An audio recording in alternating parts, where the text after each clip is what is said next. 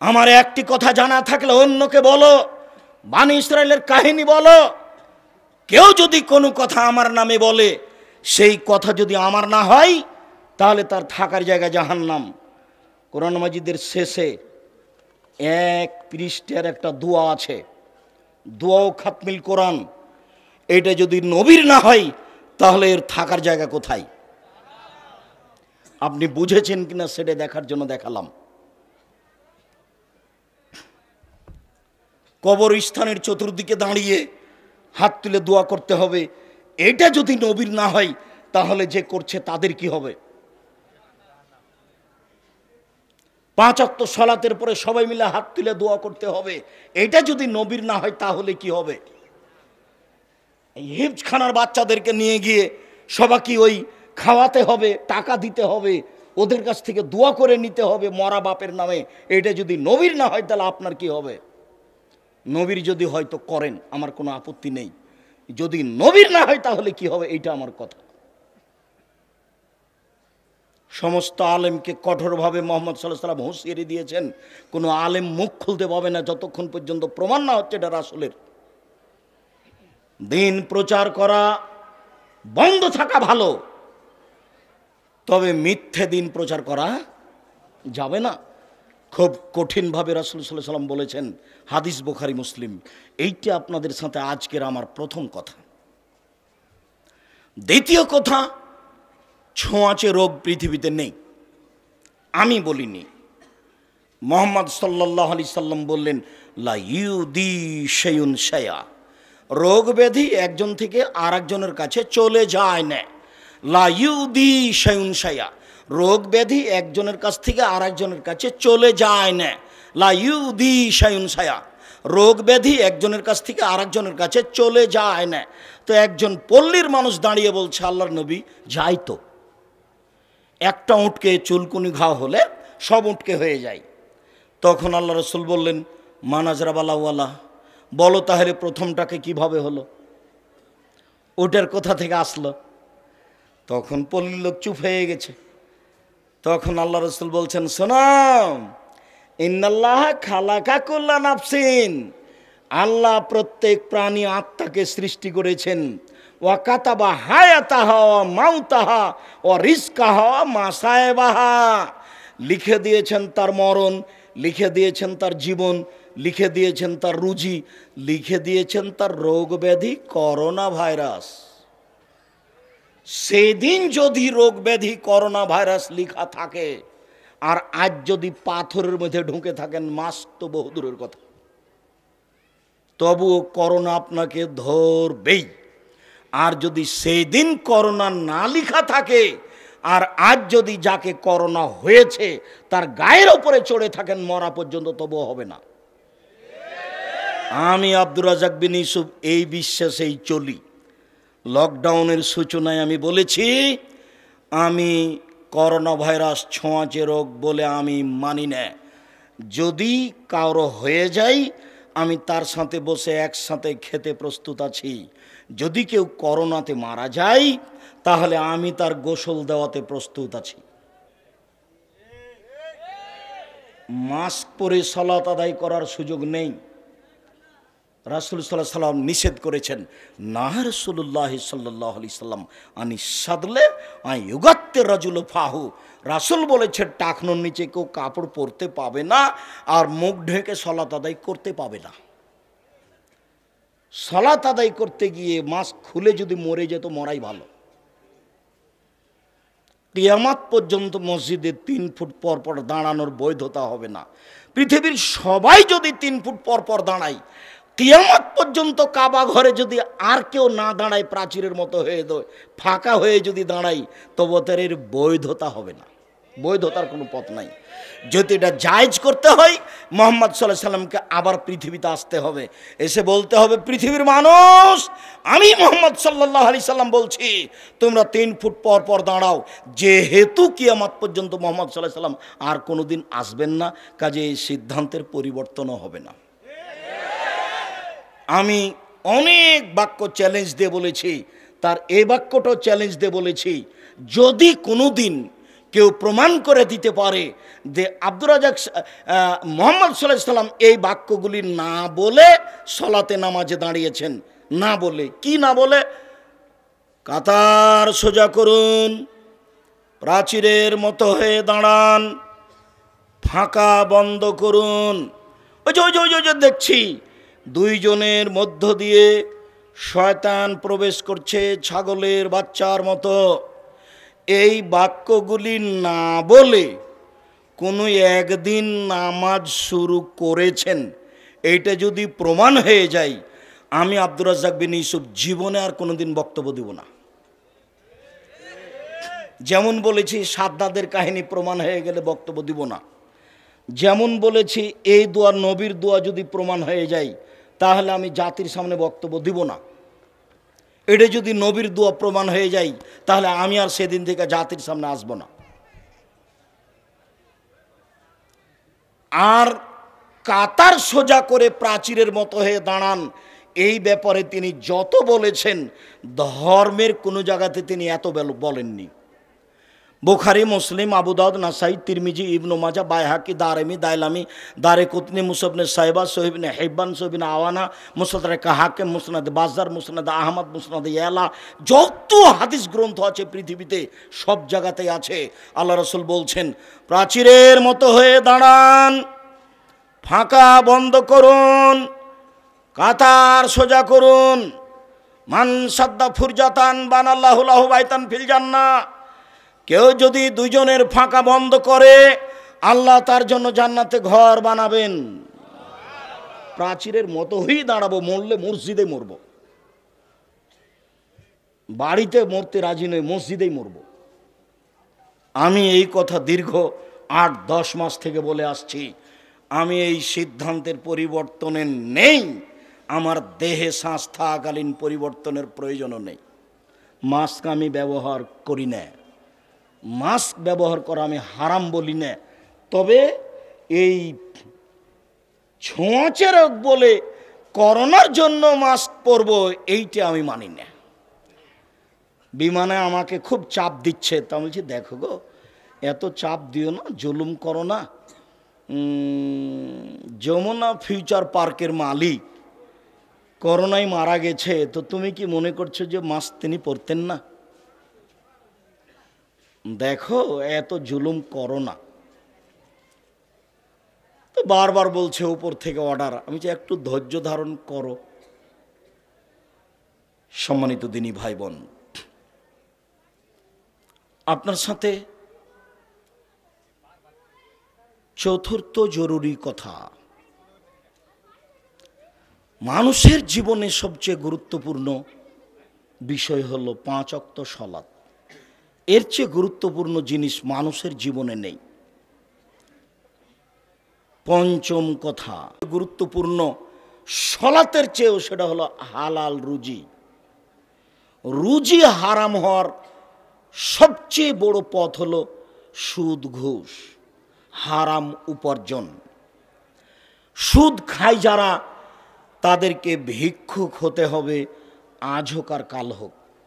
সুদের টাকা দিয়ে গাড়ি বাড়ি করেছে যারা, তাদের গাড়ি বাড়ি টাকা পয়সা সব হারিয়ে যাবে, আজ হোক আর কাল হোক। আল্লাহ তাআলা বলেন ইয়ামহাকুল্লাহু রিবা ওয়া ইউরবিস সাদাকাত, আল্লাহ দানকে বাড়িয়ে দেন আর সুদকে মিটিয়ে দেন। সুদের পয়সা ভক্ষণ করে যারা, তাদেরকে আজ হোক আর কাল হোক ভিক্ষুক হতে হবে। তার অর্থ সম্পদ একদিন হারাবেই হারাবে। আমি বলিনি এ কথা, আল্লাহ বলছেন ইয়ামহাকুল্লাহুর রিবা, আল্লাহ সুদের পয়সাকে মিটিয়ে দেন, ধ্বংস করে দেন, দানের পয়সাকে বেশি করে দেন। আল্লাহ তাআলা বলেন আহাল্লাহুল বায়া ওয়া হারামার রিবা, আল্লাহ তাআলা ক্রয় বিক্রয়কে হালাল করেছেন, সুদকে হারাম করেছেন। সুদ হারাম, সুদ মহাপাপ, এই কথা ঠিক। সুদের ফলাফল জাহান্নাম, এই কথা ঠিক। কিন্তু সুদের চেয়ে বড় পাপ আছে সিরিয়ালে। ভাষা সুদের যত কষ্টকর, ভয়াবহ, এর চেয়ে বড় পাপের ভাষা এত কষ্টকর নয়। দুঃখিত, সুদের পাপের ভাষা এত কেন জটিল?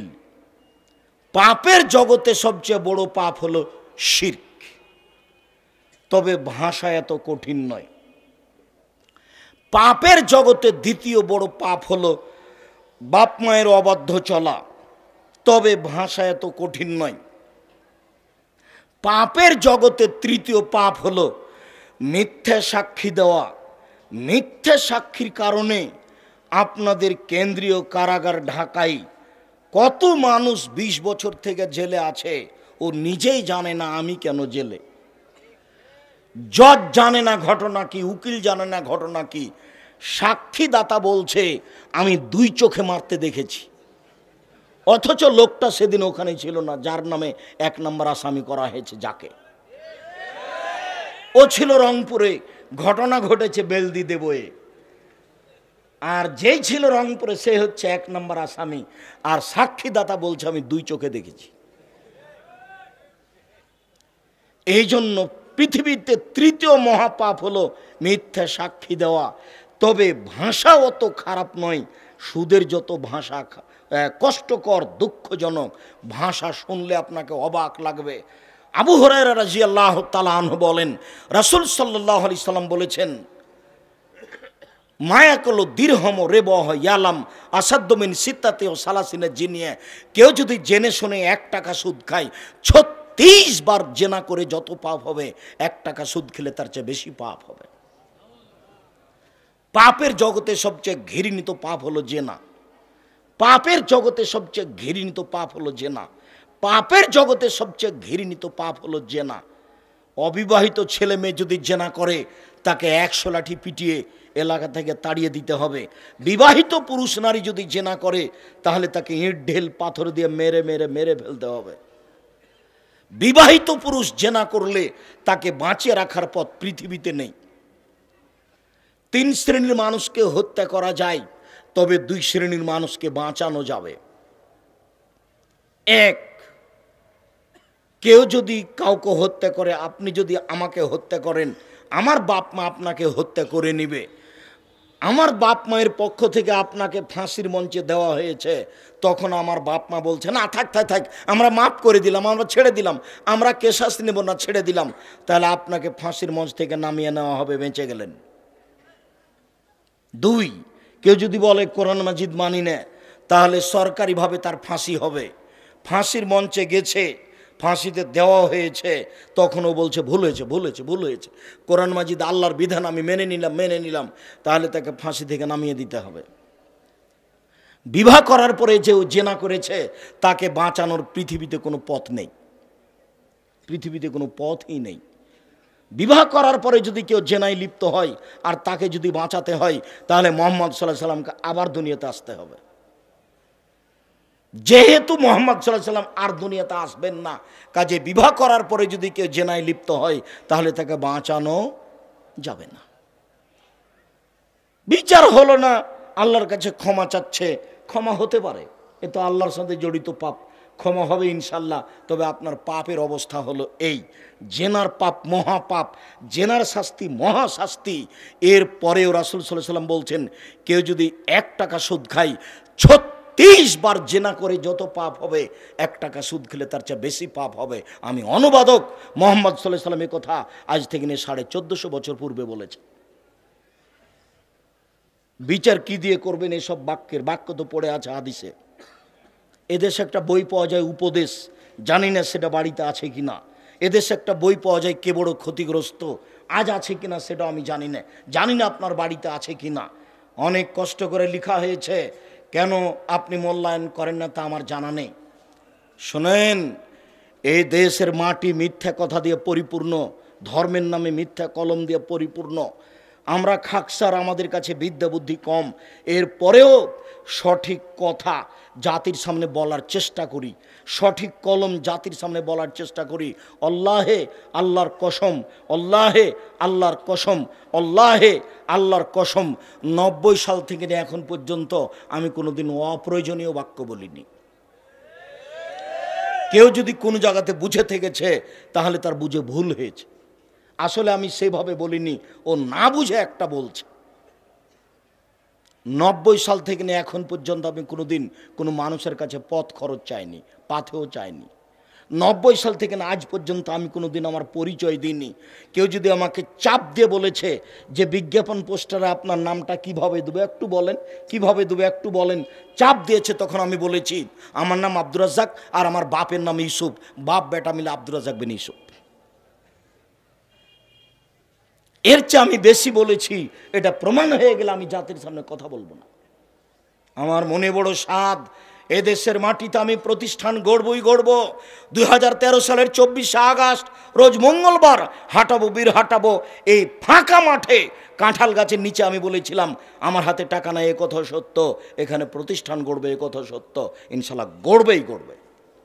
আপনি খালি ভিতরে গিয়েই দেখেন, আপনার স্ত্রীকে একটু ভিতরে যেতে বলেন, 450-500 মেয়ে আছে আবাস। সেই কোথায় পঞ্চগড়ের মেয়ে, কোথায় সাতক্ষীরার মেয়ে, কোথায় কুমিল্লা চট্টগ্রামের মেয়ে, আপনি গিয়ে দেখেন আপনার অন্তরটা বড় হয়ে যাবে। সামনে মুখে বিলে প্রায় 550 শতক জমি কিনবো মনে করছি। আপনাকে আমি দোয়া করতে বলেছি, দোয়া করলেই হবে। এদেশের মাটিতে আহলে হাদিসের সবচেয়ে বড় মসজিদ আপনার বাড়ির পাশে করব বলে আমি আশা করছি, যেখানে 5 থেকে 10,000 মানুষ একসাথে সালাত আদায় করতে পারবে ইনশাআল্লাহ। সে অপেক্ষা আমি দিন কাটাচ্ছি। জমিগুলো রেডি হয়ে গেলেই, যেদিনই রেডি হবে সেদিনে আমি এই কাজ আরম্ভ করব ইনশাআল্লাহ।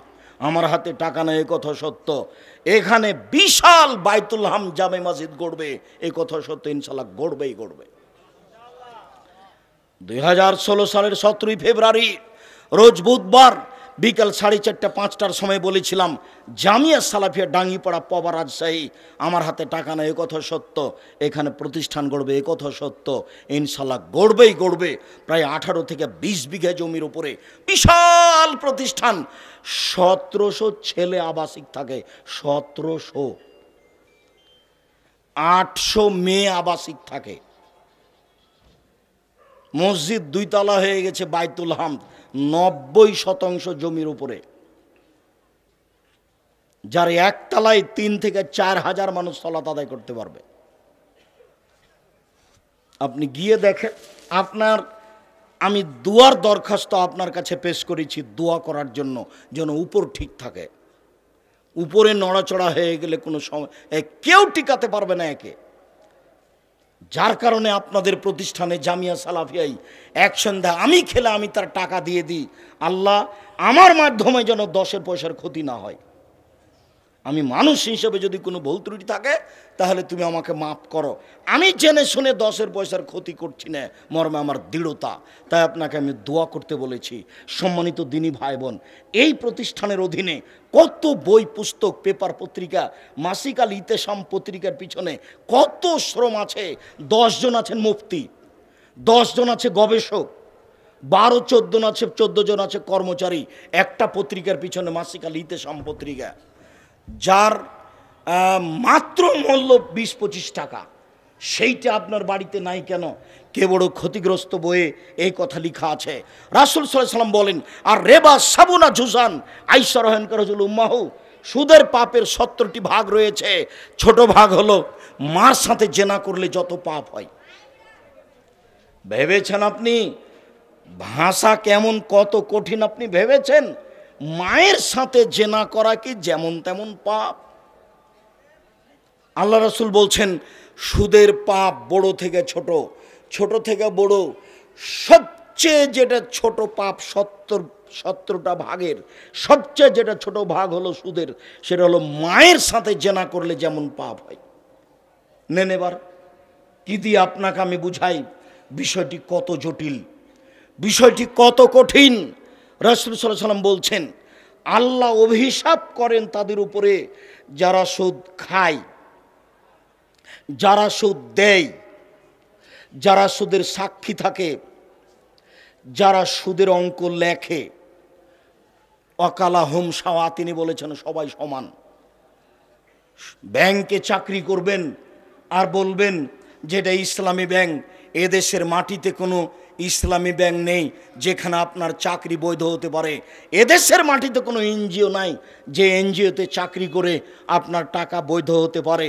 আমি লোন তুলে আপনাকে ব্যবসা করতে বলিনি, আমি পরামর্শ দিয়েছি চকলেট দিয়ে ব্যবসা করেন, তাহলে লোন নেওয়া লাগবে না। লোন খুব খারাপ জিনিস, লোন থাকলে আপনার জানাজা হবে না। আপনি কোটি কোটি টাকা ব্যাংক থেকে উঠিয়ে ব্যবসা চালু করলেন, বুঝলাম না। অথচ রাসূল সাল্লাল্লাহু আলাইহি ওয়াসাল্লাম দিন রাত বাঁচতে চাইতেন। আল্লাহুম্মা আউযু বিকা মিনাল মা'সাম ওয়াল মাগরাম, আল্লাহ তোমার কাছে বাঁচতে চাই ঋণ কর্জ হতে, আল্লাহ তোমার কাছে বাঁচতে চাই বড় পাপ হতে, আল্লাহ তোমার কাছে বাঁচতে চাই ঋণ কর্জ হতে, আল্লাহ তোমার কাছে বাঁচতে চাই বড় পাপ হতে। রাসূল সাল্লাল্লাহু আলাইহি ওয়াসাল্লাম দিন রাত এই বাক্যগুলি বলতেন। আর আপনি ওই ব্যাংক থেকে লোন নিয়ে সুদের মাধ্যমে টাকা নিয়ে বাড়ি করছেন, গাড়ি করছেন, ব্যবসা বাণিজ্য করছেন। ব্যাংকে চাকরি করে সেই জন্য ব্যাংক তাকে লোন দিয়েছে, তাই 5 তলা বাড়ি করেছে। মাথায় গোবর আছে, ধর্ম পাগল হয়ে গেছে, মাথায় হুঁশ বুদ্ধি আসে না। 5 তলা বাড়ি করে ছেলে মেয়েকে সুখে রেখেছে, পাগলামিতে ধরেছে। বিচারের মাঠে কেউ টিকতে পারবে না, কবরের বুকে কেউ টিকতে পারবে না। বৈধ পথ ছাড়া বাঁচার কোনো পথ নাই। আপনি আমার দিনী ভাই বোন, আপনাকে এভাবে কঠোর হুঁশিয়ারি দিয়ে বলছি। লম্বা হাদিসের এ অংশ বলার মতো আমি পরিবেশ করতে পারলাম না, তবে শেষের দিকে চলে আসলাম। হাদিসের এক জায়গাতে আল্লাহ রাসূল দেখলেন যে একটা লোকের মুখের ভিতরে লোহার লাঠি ঢুকিয়ে মুখকে চিরে ফেলা হচ্ছে। আল্লাহ রাসূল বললেন ঘটনা কি? তারা বললেন চলেন। আল্লাহ রাসূল কিছু না বলে চলতে থাকলেন। আগিয়ে দেখছেন যে একটা লোকের মাথাকে একবারে পাথর দিয়ে ভেঙে চৌচির করে দেওয়া হচ্ছে। আল্লাহ রাসূল বললেন ঘটনা কি? তারা দুইজন বললেন চলেন, পরে হবে। তারপর দেখলেন একটা লোক রক্তের নদীতে পড়ে আছে, শুধু রক্ত রক্ত। আল্লাহ রাসূল বললেন ঘটনা কি? তো তারা দুইজন বললেন চলতে থাকেন। যেতে যেতে দেখলেন যে একটা গর্ত, ভিতরে আগুন আছে, দাদা দাদা দাদা করে আগুন জ্বলছে। যখন ভিতরে যা কিছু আছে আর জোরে জ্বললে সব উপরে চলে যাচ্ছে, যখন একটু কমছে সব ভিতরে চলে যাচ্ছে। দেখলেন নারী পুরুষ উলঙ্গ অবস্থায় জমা ধরে আছে, দাদা দাদা করে উপরে চলে যাচ্ছে, আবার নিচে নামছে। আল্লাহ রাসূল বললেন এ কি কথা, ছি ছি ছি, এ কি কথা, কি ব্যাপার? তখন জিবরাইল বললেন চলেন, পরে কথা হবে। যেতে যেতে দেখলেন একটা বাগান, অনেক বড় গাছ, গাছের সামনে একজন বৃদ্ধ মানুষ বসে আছেন, তার সামনে কতগুলি বাচ্চা ছেলে আছে। তো দূরে দেখলেন একটা লোক, তার হাতে আছে লোহার লাঠি, জাহান্নামের আগুনকে এভাবে উত্তেজিত করছে। তারপরে তারা দুইজন তাকে গাছের উপরে নিয়ে চলে গেলেন, একটা সুন্দর ঘরে ঢোকালেন, খুব সুন্দর, ওখান থেকে বের করলেন। তারপর আর একটা ঘরে ঢোকালেন, তা ছিল আগেরটার চেয়ে অনেক উত্তম। এবার মুহাম্মদ সাল্লাল্লাহু আলাইহি সাল্লাম বলছেন শোনো, যারা আমার ডান হাত ধরে আছো, বাম হাত ধরে আছো, তোমরা একটু বলো এগুলো কি দেখলাম। হ্যাঁ হ্যাঁ ঠিক ঠিক, আপনাকে বলে দিব, সব বলে দিচ্ছি শোনেন। ওই যে ওই যে ওই যে যার মুখের দুই দিক দিয়ে লোহার বাঁকা লাঠি ঢুকিয়ে চিরে ফেলা হচ্ছে হলো মিথ্যুক, মিথ্যা কথা বলতো। শুলিও হবে না, ফাঁসিও হবে না। আপনি মিথ্যা কথা বললেন কেন? কথায় কথায় মিথ্যা কথা বলেন কেন? আপনাকে তো আমি অনুরোধ করেছি দোকানে বসবেন না। আমি আপনাকে 4টে উপদেশ দিয়েছি। 1, 5 ওয়াক্ত সালাত আদায় করতে হবে যে কোনো মূল্যে। 2, হালাল রুজি খেতে হবে যে কোনো মূল্যে। 3, কোরআন মাজিদ তেলাওয়াত করতে হবে যে কোনো মূল্যে, বেশি না পারলে সূরা ইখলাস। 4, যেখানে দুইজন বসে আছে সেখানে আপনি বসবেন না। কেন? ওখানে কারো বদনাম হচ্ছে। আপনি যদি বলেন হ্যাঁ ঠিক বলেছিস, তাহলে আপনার আর তাহাজ্জুদ কুলাবে না। সব গেছে। 4টা উপদেশ আপনাকে আমি দিয়েছি, আপনি ওখানে বসে মিথ্যা কথা বলছেন কেন? মিথ্যা কথা বললে লোহার লাঠি দিয়ে মুখ চিরে ফেলা হবে। হাদিস বুখারী মুসলিম। তারপরে যে আপনি দেখলেন একটা লোক চিত হয়ে শুয়ে আছে, মাথা ভেঙে চৌচির করে দেওয়া হচ্ছে পাথর দিয়ে, ও হচ্ছে মওলানা মানুষ, হাদিস কোরআন জানতো কিন্তু সে অনুপাতে আমল করতো না। তারপরে আপনি দেখলেন পুরুষ এবং নারী উলঙ্গ অবস্থায় জমা লেগে জ্বলছে, দাদা দাদা উপরে চলে যাচ্ছে, আবার নিচে চলে আসছে, আবার উপরে চলে যাচ্ছে। এরা হলো ব্যভিচার, ব্যভিচারিণী। যারা জেনা করে তাদের বিচার হওয়ার পূর্বে এইভাবে জমা হয়ে থাকবে আর আগুনে জ্বলতে থাকবে, তারপরে বিচার হবে। এরপরে আপনি যাকে দেখলেন রক্তের নদীতে পড়ে আছে, নদীতে শুধু রক্ত রক্ত, যতবার উঠার চেষ্টা করছে ততবার তাকে পাশ থেকে পাথর মেরে নদীর মাঝামাঝিতে করে দেওয়া হচ্ছে, এ হলো সুদখোর। ওই যে বড় বাগান দেখলেন, বাগানে একটা বড় গাছ, একজন বৃদ্ধ মানুষ বসে আছেন, উনি হচ্ছেন ইব্রাহিম আলাইহিস সালাম। তার সামনে দেখলেন অনেক বাচ্চা, এরা হচ্ছে হিন্দু মুসলমানের ছোট ছোট বাচ্চা যারা আগে মারা গেছে। ওই যে দেখলেন একজনের হাতে লোহার লাঠি, আগুনকে উত্তেজিত করছে, ও হচ্ছে জাহান্নামের মালিক, উনি আগুনকে উত্তেজিত করছেন। আর ওই যে প্রথম ঘরটা দেখলেন জান্নাতে, এটা হচ্ছে সাধারণ মুমিনের ঘর। আর এখন যে আপনি বের হলেন, এটা হচ্ছে শহীদদের ঘর। আমি আপনার ডান হাত ধরে আছি, আমি হচ্ছি জিব্রাইল। এই যে আপনার বাম হাত ধরে আছেন, ইনি হচ্ছেন মেকাইল। একটু মাথাটা উপর দিকে করেন তো, করলাম। ওই যে যে সুন্দর ঝকঝকে টকটকে ঘর, এটা আপনার ঘর। যেমন বলেছে তেমন আমি বললাম, দানিয়াত খোলো মঞ্জলি, তাহলে তোমরা দুজন ছেড়ে দাও, আমি আমার ঘরে ঢুকে যাই। কালালা, তারা দুজন বললেন, না না না না না, আপনার বয়স এখনো বাকি আছে। এ যা ইস্তাকমাল তাও আতাইতা মানজেল আঁকা, যখন আপনার বয়স শেষ হয়ে যাবে তখন আপনি ঘরে চলে আসবেন। বুখারী। সম্মানিত দিনী ভাই বোন, আপনাকে দেখালাম, কেউ যদি জেনে শুনে 1 টাকা সুদ খায়, 36 বার জেনা করে যত পাপ হবে, 1 টাকা সুদ খেলে তার চেয়ে বেশি পাপ হবে। রাসূল সাল্লাল্লাহু আলাইহি সাল্লাম বলেছেন, সুদের পাপের 70টি ভাগ রয়েছে, তার ছোট ভাগ হলো মার সাথে জেনা করলে যেমন পাপ হয়। রাসূল সাল্লাল্লাহু আলাইহি সাল্লাম বলেছেন, যারা সুদ খাবে তাদেরকে রক্তের নদীতে ফেলে দিয়ে শাস্তি দেওয়া হবে বিচারের পূর্বে, আর ফলাফল হলো জাহান্নাম। 7 শ্রেণীর মানুষ জাহান্নামে যাবে, তার 1 শ্রেণীর মানুষ হচ্ছে সুদখোর। রাসূল সাল্লাল্লাহু আলাইহি সাল্লাম বলেছেন, ইন্নার রেবা ওয়াইন কাসরা, সুদের টাকা যদিও বেশি হয়, ইন আকিবাতাহু কাল্লা, তবে তার ফলাফল হলো নিঃস্ব। যারা সুদ খায় তারা ফকির হবেই হবে। বাংলাদেশের লোক যদি সুদ খায় তাহলে বাকি মানুষগুলি নিঃস্ব হয়ে যাবে, আর সব টাকা কয়েকজনের হাতে চলে যাবে। সারা পৃথিবীর মানুষ যদি সুদ খায় তাহলে কয়েকটা দেশ বড় বড় ধনী হয়ে যাবে, আর বাকি দেশগুলি নিঃস্ব হয়ে যাবে। হতেই হবে, এটাই হলো সুদের ফলাফল। সম্মানিত দিনী ভাই বোন, হালাল রুজি খাওয়ার অনুরোধ জানিয়ে, মানুষের টাকা পয়সা আত্মসাৎ না করার অনুরোধ জানিয়ে, আমি খাকসার যতই শক্তভাবে কথা বলি, এই দিক না লক্ষ্য করে আপনি দিনী ভাই বোন আপনার বাড়ির সামনের প্রাচীর ভেঙে দিয়ে মানুষকে ভালোভাবে যেতে দেওয়ার অনুরোধ জানিয়ে, রাসূল সাল্লাল্লাহু আলাইহি সাল্লামের সঠিক কথা জাতির সামনে পেশ করার সকল দিনী ভাই বোনকে অনুরোধ জানিয়ে, যারা এতিমখানা পরিচালনা করছেন কমিটি ও পরিচালক সবার কাছে অনুরোধ জানিয়ে, যে ভালো শিক্ষক রাখেন, ভালো মানগত পড়ার দেওয়ার চেষ্টা করেন, জাতির সকলের কল্যাণ কামনা করে। এইসব প্রতিষ্ঠান যারা আগে থেকে গড়ছে, তারা কবরে চলে গেছেন, তাদের সার্বিক কল্যাণ কামনা করো। তো বলছি, আল্লাহ যারা মারা গেছে, তুমি তাদের কবরের শাস্তি মাফ করো, তুমি তাদের কবরকে প্রশস্ত করো, তুমি তাদের কবরকে আলোকিত করো। যারা আমরা বেঁচে আছি, যারা দায়িত্ব পালন করছি, সুন্দরভাবে দায়িত্ব পালন করার তৌফিক দান করো। আমরা যেন তোমার রাসূলের পদ্ধতিতে চলতে পারি, আমরা যেন হালাল রুজি খাই আর সুদের মতো মহাপাপ থেকে বেঁচে থাকি।